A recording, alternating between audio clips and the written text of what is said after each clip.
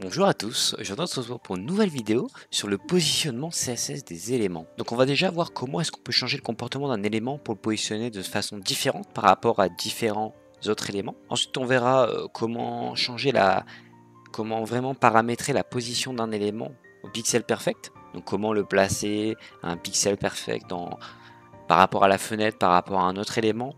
Et ensuite on verra comment est-ce qu'on peut créer un petit header statique, un petit exemple simple et facile à comprendre. Et donc pour commencer, du coup, on va voir les différentes valeurs de la propriété position en CSS, qui va nous permettre justement de changer le comportement du positionnement d'un élément. Donc on a déjà la position avec la valeur statique, qui va être la valeur par défaut de chaque élément.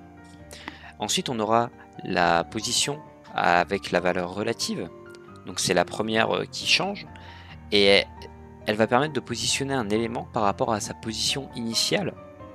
Donc on verra qu'on a des valeurs, par exemple ici left, pour décaler un élément de 20 pixels par rapport à sa gauche, et ben ça va prendre par rapport à son emplacement initial tout simplement. Ici absolute par contre c'est différent, on peut aussi le changer par rapport à une position, sauf que ça va être par rapport à la position de son parent le plus proche qui n'a pas la position à la valeur statique. On verra ce que ça voudrait dire dans un exemple beaucoup plus concret et très simple à comprendre. Et position fixe qui permettra justement de changer la position et de le placer par rapport à la position de la fenêtre. Et c'est comme ça qu'on fait un header statique, c'est qu'on lui dit position fixe, et on lui met un top 0, left 0, width 100%, il va prendre toute cette taille là, tout simplement. Et il va rester toujours en haut. Et donc si on regarde simplement du HTML, ici on a une div container, et dedans on a une, deux divs, trois divs, et ici on a un petit exemple en plus pour voir le absolute de façon différente. Et donc si on regarde le style, donc on a déjà la première ici en rouge qui est en position absolue. Et on lui met 20 pixels vers la gauche. Donc ça décale 20 pixels vers la gauche ici. Ici 20 pixels vers le haut. Et ça fait que voilà, il a un petit déplacement en diagonale. Ensuite on a la bleue en relative. Donc il faut savoir que ici on a la div. On a le container voilà ici avec la bordure rouge qui est en position relative. Ce qui veut dire que la position absolue va être prise, va se positionner par rapport à ce parent ici. Donc finalement ça va être la même chose que notre élément rouge qui est en relative. Parce que lui sa position initiale elle était ici dans le coin. Et le bleu se place par rapport à cet élément dans le coin ici aussi. Parce que son conteneur le plus proche qui n'est pas statique c'est le composant qui est à la bordure noire. Donc ici ça on voit pas de différence actuellement. Et par contre la fixe, on peut voir ici que si on rajoute du scroll, en rajoutant une petite div basique ou un petit span, non une div parce qu'elle est on pourra la resize facilement, classe, on va l'appeler scroll, parce qu'elle nous permet de scroll, et si on rajoute un point scroll, avec une height et une valeur par exemple de la taille de la fenêtre, 100% de la hauteur de la fenêtre sans VH, on va pouvoir scroller. Et on voit bizarrement que en fixe, elle nous suit, simplement. On lui a dit, tu te mets 20 pixels par rapport au haut de la fenêtre, et pareil sur la droite, 20 pixels de droite. Et ce qui fait qu'elle se place ici. Il y a 20 d'écart, il y a 20 d'écart. Et petit exemple en plus ici, c'est qu'on a une div dans une div, à cet endroit-là, si on regarde bien. Si on note correctement, on a cela. Et ce qui fait que ici, elle est en relative, la bleue. Et donc, au lieu de se déplacer de 20 pixels par rapport à ce conteneur-là, en haut et à gauche, elle va le faire par rapport à son parent le plus proche qui n'est pas en statique. Donc ce sera la div directe qui est en relative, la bleue. Et donc ça va prendre comme référence ce coin ici. Donc on a 20 pixels en haut et 20 pixels à gauche. Et donc c'est décalé en diagonale encore une fois. Et donc on peut voir vraiment la différence entre le relative et l'absolute ici, c'est que le absolute va se référer par rapport à son parent. Et ça fait que si on enlève ici cette div là, on va même pas voir la petite div parce qu'elle est en rouge aussi. Mais si on inspecte, on va pouvoir la trouver. Donc là, on a une div ici. Il faut réussir à la trouver. On a l'autre div ici.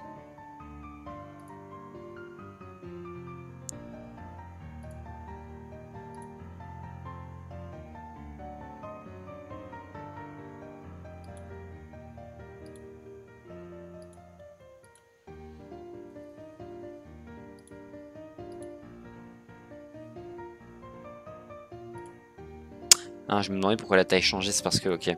C'est parce que ouais, j'ai défini la taille par rapport à la première div et ici la deuxième div. D'accord. Ouais. C'est pour ça que je me disais, mais en gros, elles étaient superposées comme on l'a vu dans le HTML. Je me demandais pourquoi il y en a une qui était plus petite que l'autre. C'est que c'était cette propriété ici qui disait, si on a dans le conteneur une div, et dans cette div on a une div, tu la mets à 25 pixels, donc cette rouge là. Alors que si dans le conteneur on a une div directe, et ben ça fait que tous ces blocs là, par an, enfant directement de ce conteneur, sont à 100 pixels.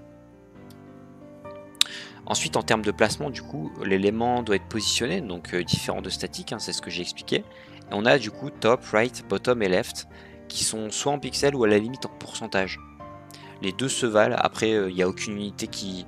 On peut utiliser d'autres unités, mais ça n'a aucun sens d'utiliser du EM ou du REM par exemple, ça n'aura aucun sens.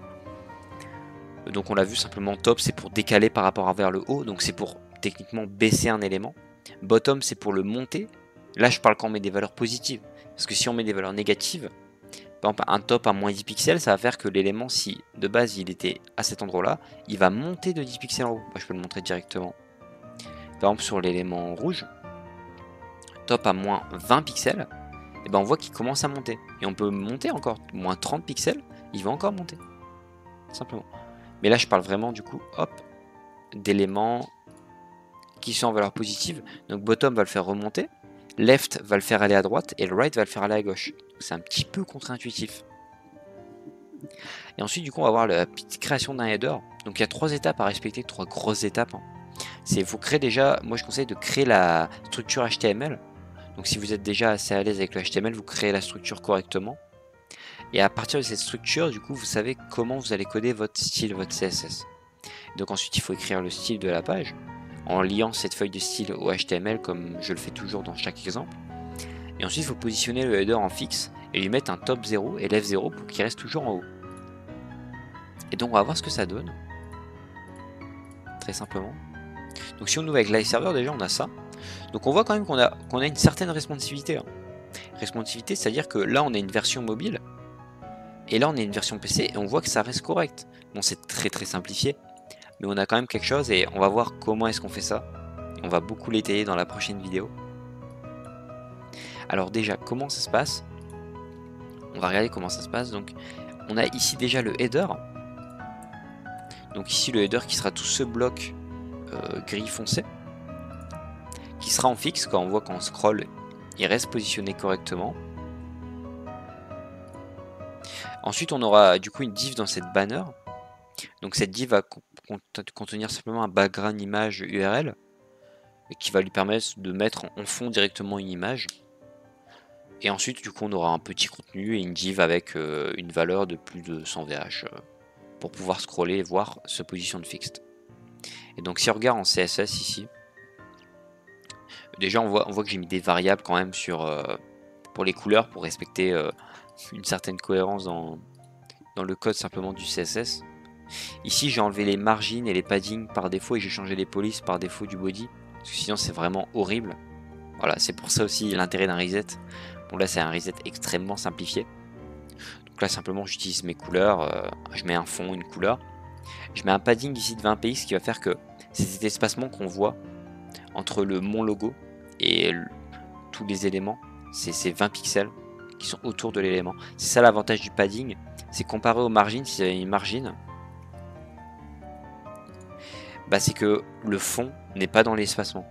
Et donc c'est vraiment pas très joli à voir. Alors que du padding, ça permet de garder ce fond en plus. C'est aussi l'une des spécificités pourquoi utiliser margin plutôt que padding. C'est qu'on garde la couleur du fond. Et une width à 100% pour dire qu'on prend 100% de la taille de l'écran.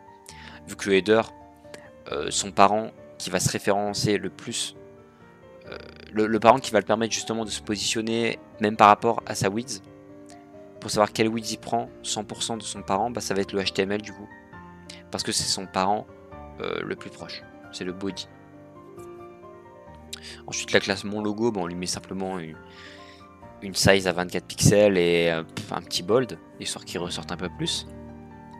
Par contre la navigation là on change, donc c'est ces éléments ici. C'est le conteneur de ces 4 éléments. C'est ce qu'on verra dans la prochaine vidéo, on lui met un display flex. Display flex est très fort pour faire de la responsivité, donc pour passer du mobile au desktop ou inversement. Et on lui dit simplement display flex et tu vas mettre tous ces éléments là, parce que de base ils auraient été alignés ici. tu me les mets tout simplement en ligne et centrés, tout simplement. Et pourquoi est-ce qu'ils ont un petit espacement entre eux? Parce que sinon ils auraient été tous collés. C'est qu'on a un padding de 5 pixels qui permet de tous les séparer entre eux. Avec la margine, donc le padding c'est over le petit fond qu'on voit qui n'est pas collé. Et la margine permet de leur dire, vous espacez de 10 pixels sur l'axe X, ici. Parce que quand on définit des propriétés en deux valeurs, c'est Y puis X.